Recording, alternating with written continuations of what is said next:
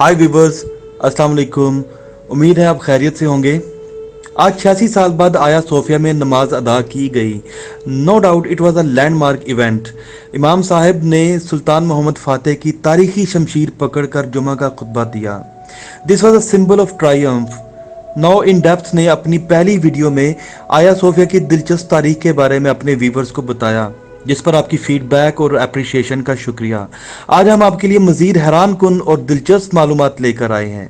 Viewers, क्या आपने गौर किया कि आया सोफिया मस्जिद के मीनार एक दूसरे से डिज़ाइन और कलर में मुख्तलिफ हैं? ऐसा क्यों है? जवाब जानने से पहले अगर आपने हमारे चैनल को सब्सक्राइब नहीं किया तो इसको सब्सक्राइब करके बेल आइकन प्रेस कर दें।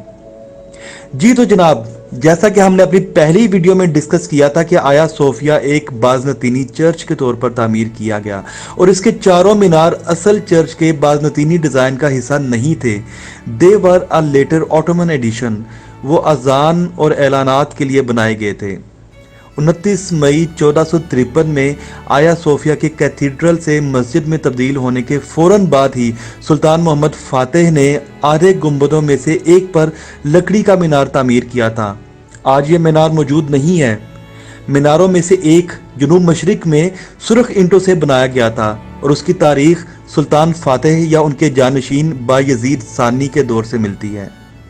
दीगर तीन सफेद लाइमस्टोन और सैंडस्टोन से बने थे, जिनमें से निस्बतन पतला शुमाली कॉलम बायजीद सानी ने तामीर करवाया था और मगरिब में दो एक जैसे बड़े मीनार सुल्तान सलीम दोइम ने तामीर करवाए। और मजीद ये कि इनको ऑटोमन दौर के मशहूर मेमार मीमार सिनान ने डिज़ाइन किया था। दोनों की ऊंचाई 60 मीटर तकरीबन 200 फीट है और इनके गहरे और बड़े पैमाने पर पैटर्न्स ने आया सोफिया के बुनियादी ढांचे को मुकम्मल किया।